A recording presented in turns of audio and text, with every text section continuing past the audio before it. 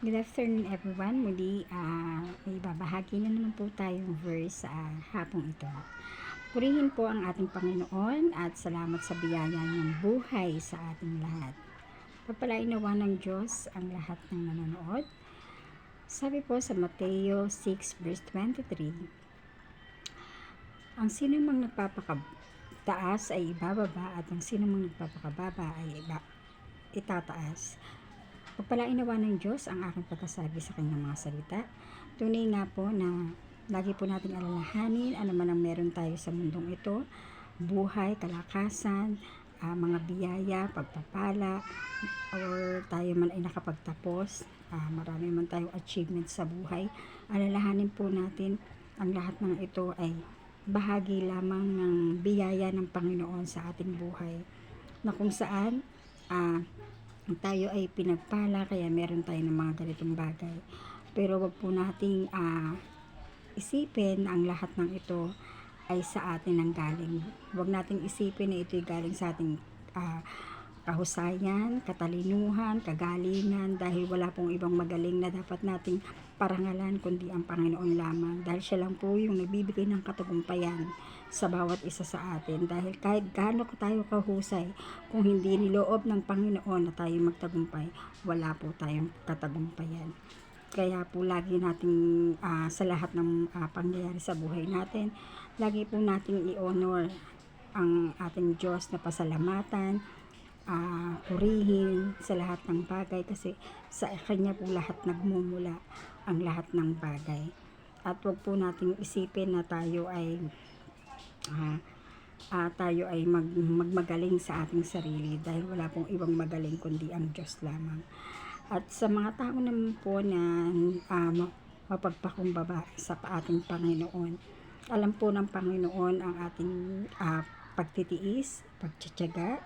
Alam ng Diyos kung gaano karaming luha na ang naibuhos mo sa lahat ng bagay, na para lahat ay tiisin mo ang lahat ng sakit, kahirapan, kabigatan.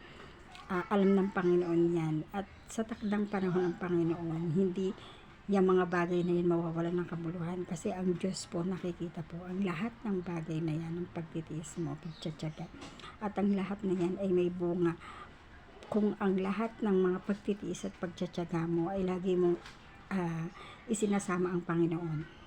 Lagi mo siyang kinakausap, sinusurrender mo sa Kanya ang lahat, nagpapasalamat ka sa Kanya.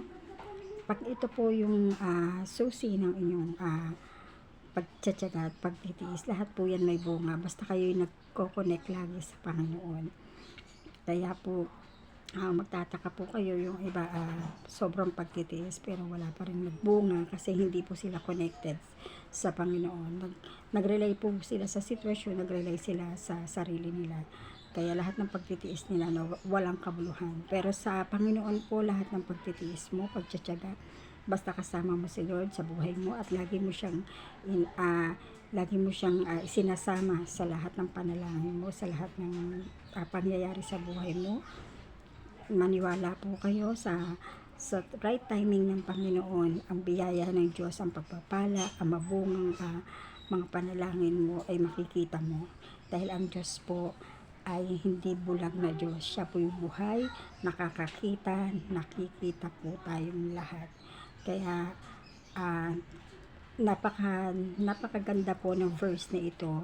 Ito po ay tumutukoy sa mga taong nagpamataas at sa mga taong nagpapakababa sa harapan ng Panginoon. At ang lahat po ng yan ay may kanya-kanyang gagawin ang Panginoon sa mga taong ito, na nagmamataas ay ibababa at ang nagpapakababa ay itataas.